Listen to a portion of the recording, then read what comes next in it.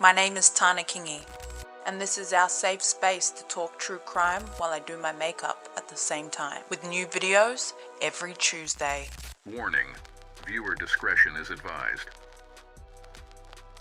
Hi friends, oh my god, it's so good to be back. Like, what a wild holiday season that was. How was yours? Was it good? Did you have fun? Did you enjoy it? Like, was it like mine? Did it just go like that? Now, I know you will be disappointed when I tell you that you probably won't hear my kids in the background of my videos now because they're both at school, meaning I can actually record during the day. And it feels so weird. Do you know what happened on the first day back to school? What I did?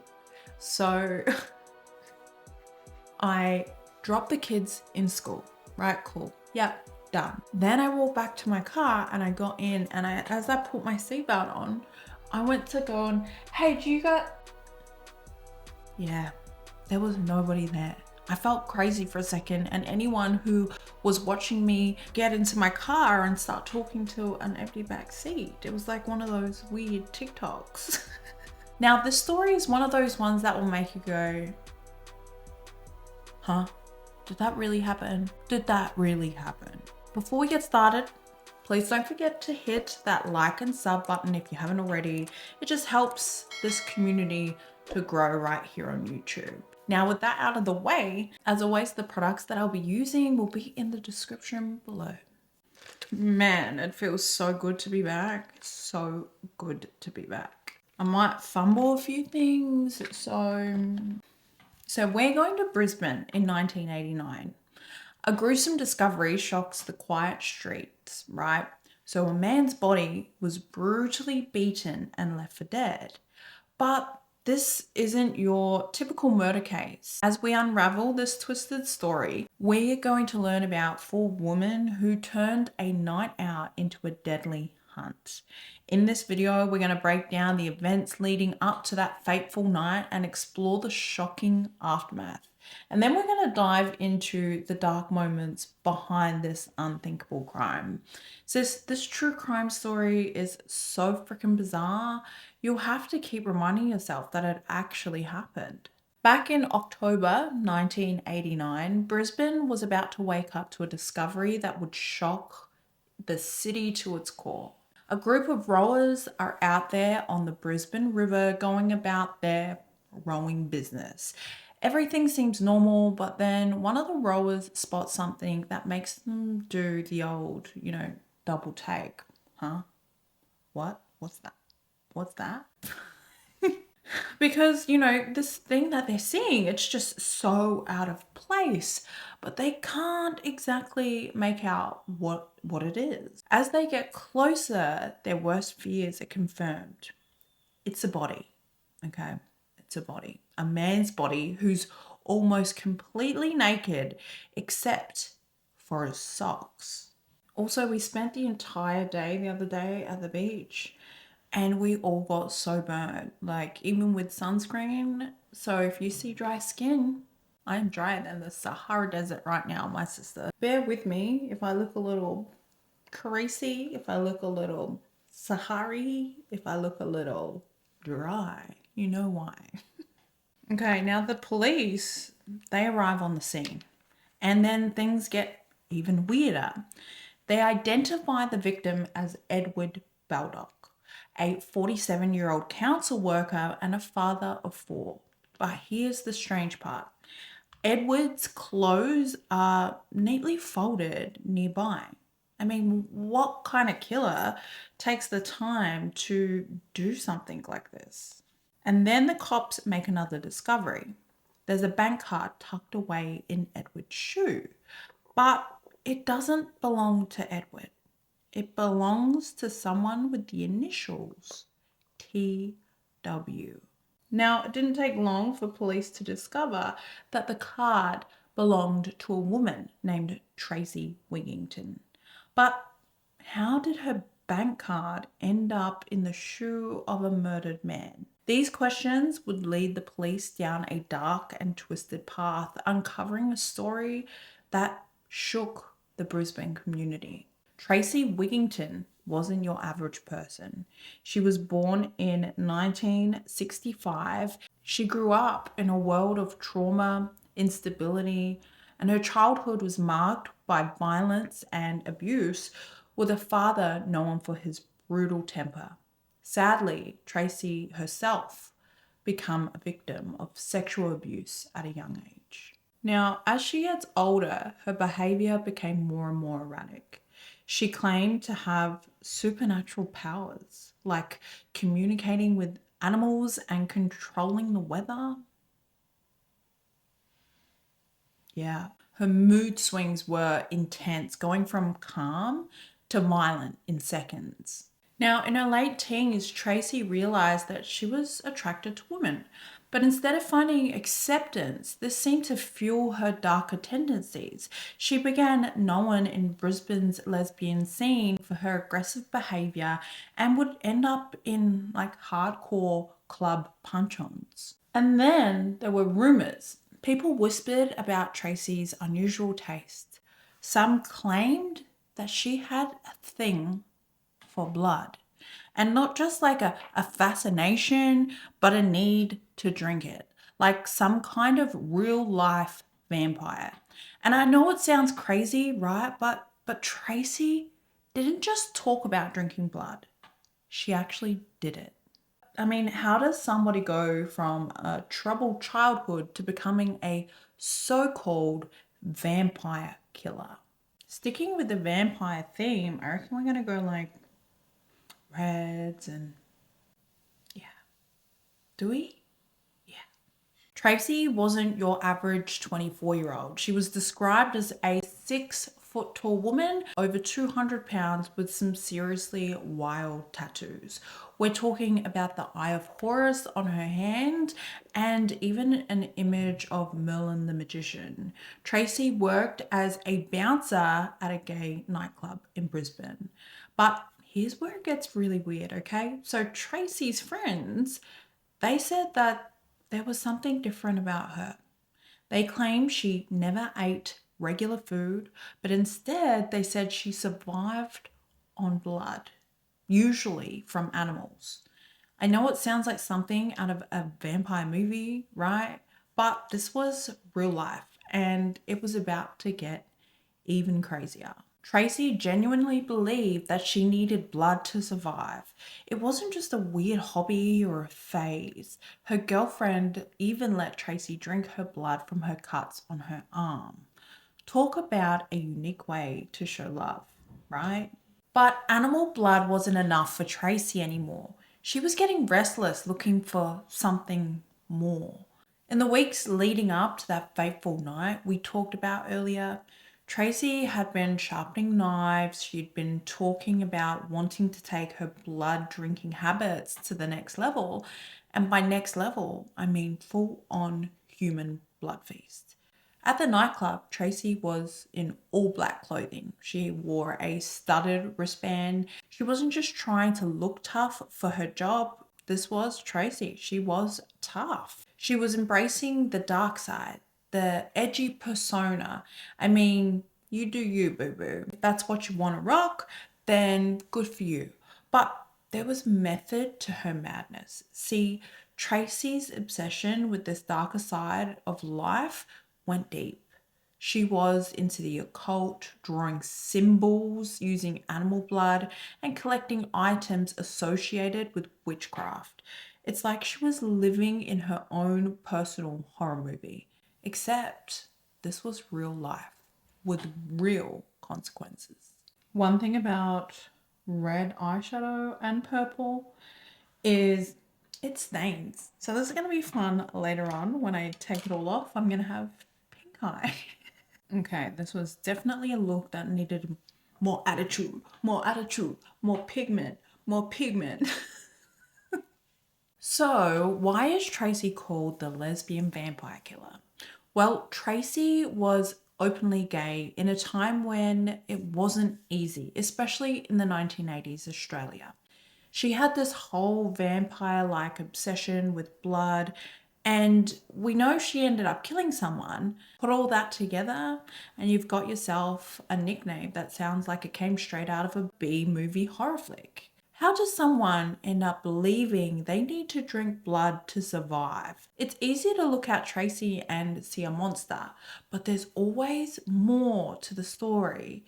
At what point does someone decide that drinking blood is the answer to their problems? We're going to rewind the clock and dive into Tracey's past. You might think you've heard it all, but trust me, her childhood is about to make everything we've learned so far look like a walk in the park. When Tracey was 3 years old, she was adopted by wealthy grandparents in Rockhampton. Sounds great, right? But behind the wealth, a horror show was unfolding. At 15, Tracey's grandparents died, leaving her with a huge inheritance, which money was paid out to her in $75,000 installments.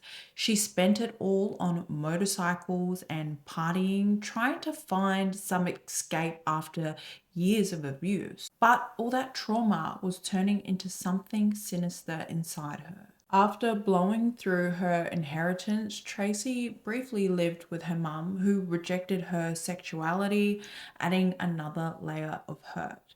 Then for a while, she stayed with a family friend who described her as a loving girl, gifted artist, and a devoted Catholic. It's wild to think, isn't it? Like this sweet sounding description of the same person who would later become known as the vampire killer. Now, I am not a psychologist, right? Hence why I'm here on YouTube. But experts have some intense theories about what was going on in Tracey's head. They believe that all the childhood trauma led to severe mental health issues, including dissociative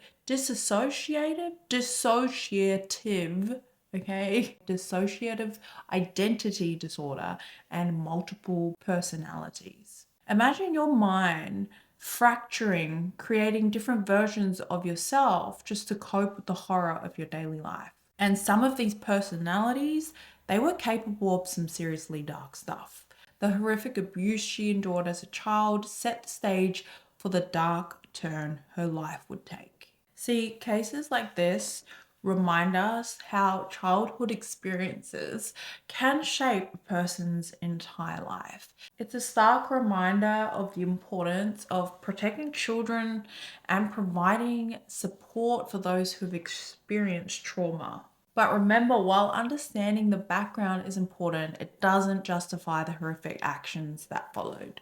This story of Tracey's past is like peeling back layers of a really messed up onion. Each revelation just adds to the tragedy of her early life and helps us to understand, but not excuse, the monster she would become. So, on the night of October 20th, 1989, Brisbane's nightlife, it's buzzing.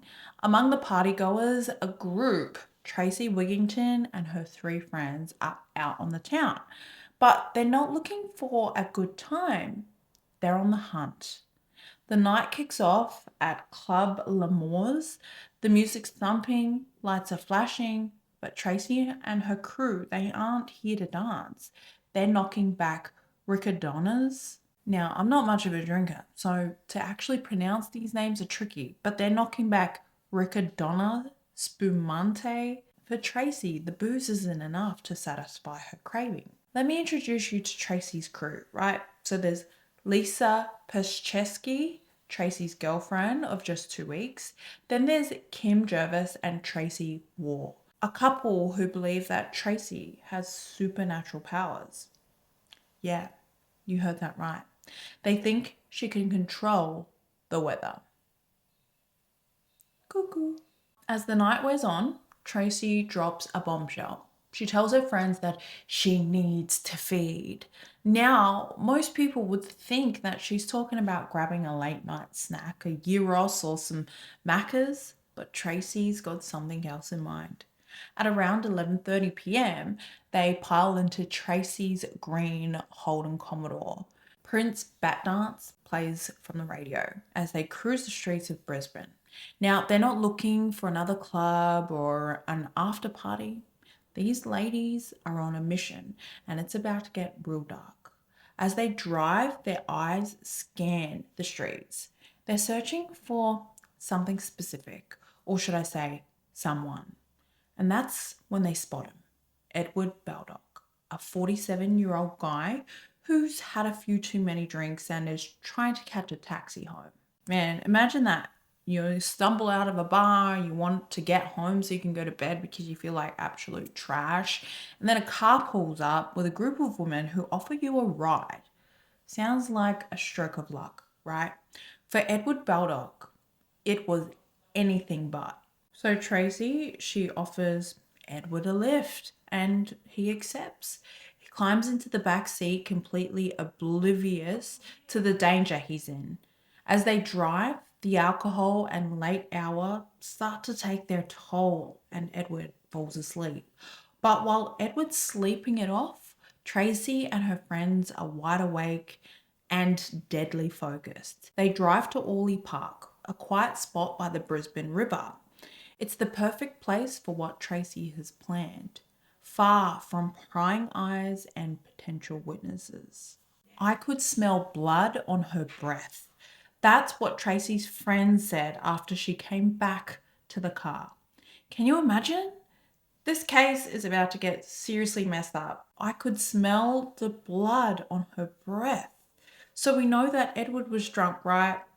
He was so drunk that he could barely stand. 4 women pull up in their green Holden Commodore and offer him a ride. Now, most of us would think twice about getting in a car with strangers, especially when you're that wasted. But Edward, he jumps right in because these women were acting all promiscuous and offered Edward a good time. Edward, a married father, unfortunately took the bait. While on this car ride, they continue to feed Edward more alcohol. So he's getting more and more smashed, then he falls asleep. They arrive at Orley Park next to the Brisbane River. It's late, it's dark, it's a secluded place which makes it a perfect place and time for what they're about to do. Tracey, our so-called vampire, she leads Edward to the riverbank and tells him to strip. Edward's still drunk and thinking he's in for a good time, takes off his clothes. He even folds them neatly and tucks his wallet under the nearby shed door. Now, we actually have no idea why he decided to place his wallet there, but maybe as drunk as he was, he still had suspicion. Maybe he thought the worst thing that was going to happen to him in that time was that he'd get robbed. And so he kind of like tucked it in underneath this shed roller door. But things would take a terrifying turn, one way worse than getting robbed. So Tracey, she goes back to the car saying that she needs help. Her once excited and willing to help friends have made the realization that Tracey was fucking serious. And now they began to panic. They're absolutely terrified of Tracey and they believe that she has supernatural powers and could literally rip their arms off if they didn't obey. But only Lisa, Tracey's girlfriend of 2 weeks, might I add, follows her back to Edward. Now, you might be wondering why they didn't just drive away and call for help. During police interviews, Tracey's friends said that they felt completely controlled by her. It's like they were under a spell, unable to think or act for themselves. And this kind of extreme fear can actually cause something called dissociation, where your mind disconnects from reality as a way to cope with trauma. So Edward, he's standing by the river, completely naked except for his socks. He's drunk, he's vulnerable, and he has no idea what's coming. Tracey, this towering woman, over 6 feet tall and built like a bouncer, walks up behind him with a knife in her hand. Edward, in his drunken state, notices something's off. He turns to Tracey and he asks what she's doing. Her chilling response? Nothing. Just nothing. And then without hesitation, Tracey plunges the knife into Edward's neck. He tries to fight back, reaching for her hand, but Tracey's way too strong. She pushes his hand down and just keeps stabbing him. I've covered a lot of brutal murders, but this one is on another level. Tracey stabs Edward 27 times. Yeah, 27. The main injuries are on his neck, front, and back, and she cuts through 2 main arteries and partially severs the jugular vein. But it gets worse. The autopsy shows Edward's spine was 3/4 cut through. That's almost decapitation. The force that Tracey used is honestly terrifying. Edward also had stab wounds in his chest and puncture marks on his upper back and shoulders. It's like Tracey was in some kind of frenzy, attacking every part of him that she could reach. But here's the detail that really makes my skin crawl, right?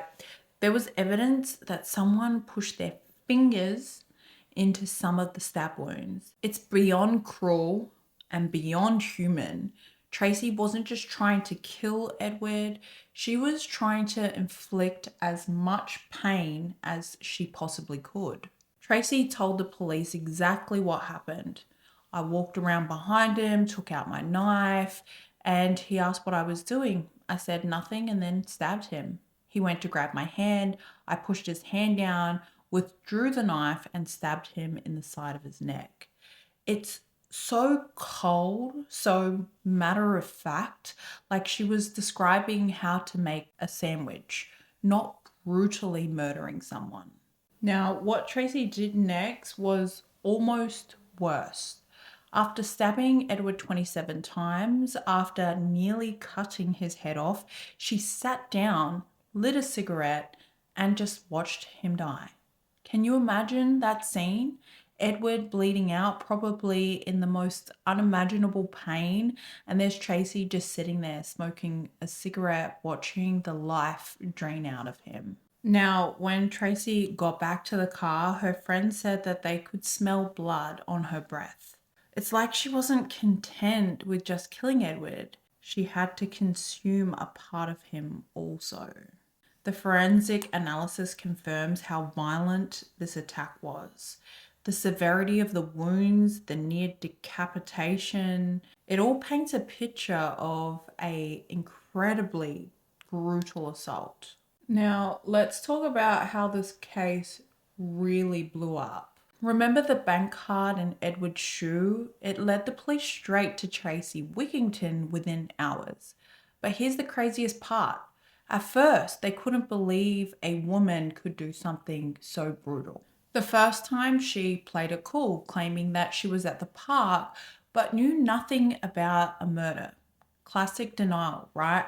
But in the second interview, things got messy. When the cops mentioned that her friends were talking, Tracey admitted to seeing Edward's body. Big mistake. The third interview was when it all fell apart. The police revealed how her friends had confessed, and Tracey finally cracked. She described the murder like she was talking about a grocery list. It's chilling stuff. But here's where it gets even weirder. Tracey's friends claimed that they were under her vampire spell. They seriously believed that she had supernatural powers. That's some next level manipulation right there. Let's talk about the evidence for a sec. Besides the bloody towel, the police found traces of blood in Tracey's car and on her clothes. They also recovered the murder weapon, a knife, with Edward's blood on it. Now, I want to touch on something important. Back in 1989, the idea of a female killer was still shocking to many people. It's wild to think about now, but it just shows how society views have changed. The case challenged a lot of assumptions about gender and violence. I mean, the media went nuts over this case. Headlines screamed about the vampire killer and the blood-drinking lesbians. It was sensationalized like crazy, playing into people's fears and stereotypes. But here's the thing. While the vampire angle got all the attention, The real story was about manipulation, group dynamics, and how far people will go when they're under somebody's influence. In the end, it was good old-fashioned police work and evidence that cracked this case. The blood evidence, Tracey's confession, and her friends' testimonies all came together to paint a clear picture of what happened that night. This case is a perfect example of how our preconceptions can blind us from the truth. It doesn't matter if you're a man or a woman, anyone can be capable of terrible things. And that's what makes this true crime so fascinating and terrifying at the same time. It's hard to be famous, isn't it? A legend in my own mind. Can you believe Tracey Wigginton actually said that after admitting to murder? Let's kick things off with the trial that shocked Australia in 1991. Tracey Wigginton's murder trial lasted 9 minutes. Yeah, 9 minutes. So why so short? Well, Tracey threw everyone for a loop by pleading guilty right away. No drawn out court battle, no dramatic testimony, just a quick admission. And bam, case closed. But don't think for a second that that means that this story faded away quietly. So Tracey gets slapped with a life sentence, minimum of 13 years. But here's where it gets really weird because her accomplices claimed that they were under Tracey's spell, and I'm not talking about some cheesy pickup line kind of thing, you know. These women, they were dead serious. They told the court that Tracey had supernatural powers. Get this, they said she could make her body disappear, leaving nothing but cat's eyes floating in the air. I know, it sounds completely bonkers, but these women were so terrified of Tracey's supposed powers that they went along with her murderous plan. Now, I'm not saying I believe in vampires or magic, but something seriously messed up was going on here. The psychiatrist examining Tracey came to a pretty wild conclusion themselves, identifying 5 different personas living inside of Tracey's head.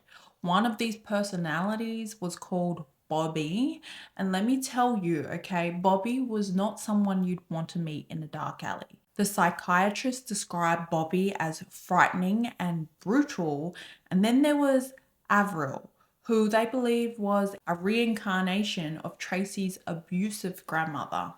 Talk about family issues. Despite all of this, all of the supernaturals and multiple personalities, Tracey's accomplices didn't get off easy. Lisa, Tracey's girlfriend of just 2 weeks, got a life sentence too. Kim Jervis got 18 years for manslaughter, later reduced to 12 years. The difference in sentences came down to their involvement in the actual murder of Edward Baldock. But wait, wasn't there a 4th woman? Good memory. Tracey Waugh was indeed there that night, but here's the twist. She was found not guilty.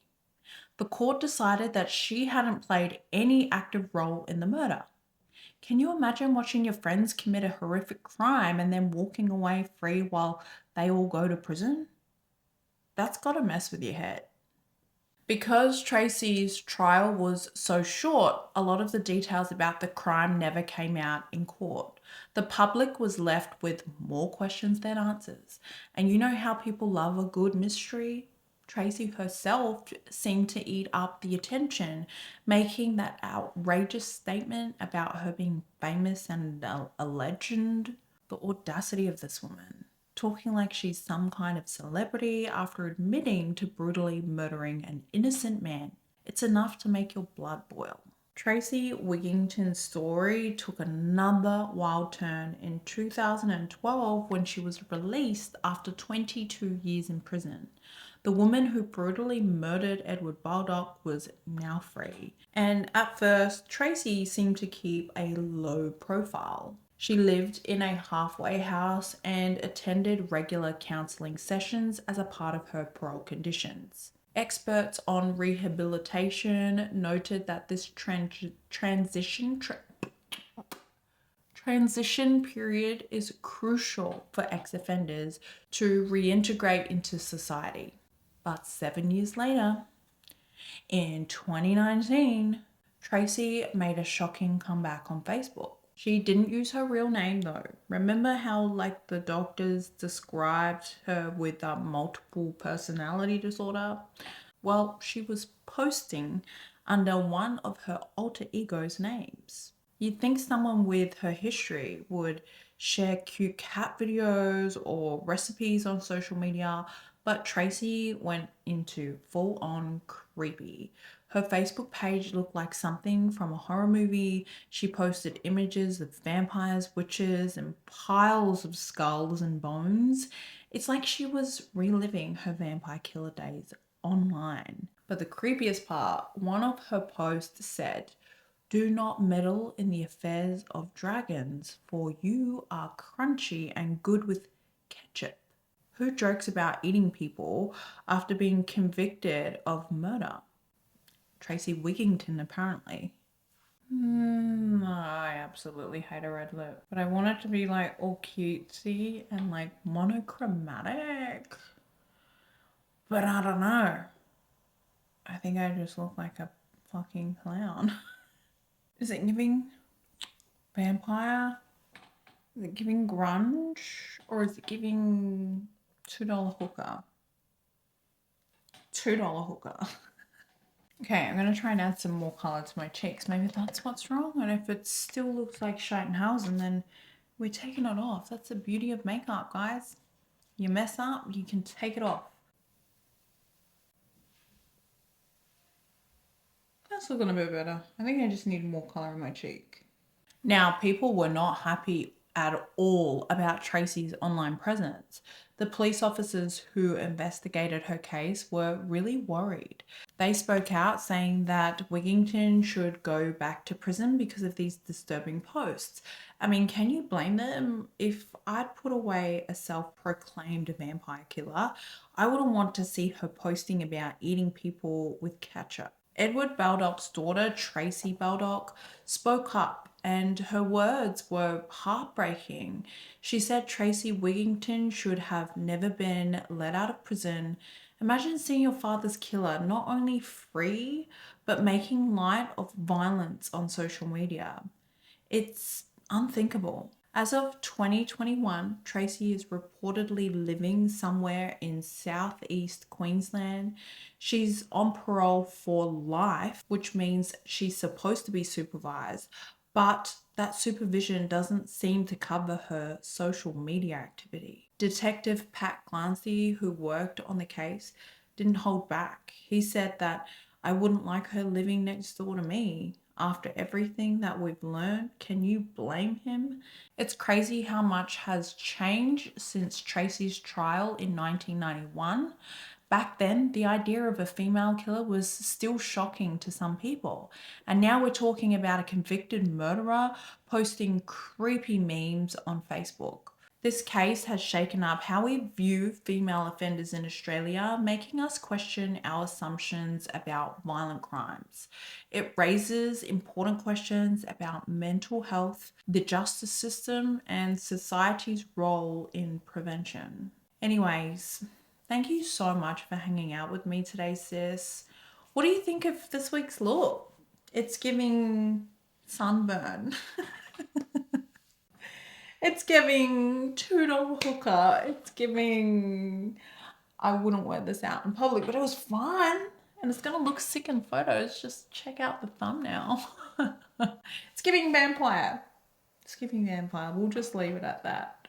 Now, I hope you enjoyed my company as much as I enjoyed yours. Man, it is so good to be back. And you're going to be seeing more of me this year. We're going to change up the background. I've got so many things in store for this channel and I just can't wait. There's so many OGs already and we're going all the way up.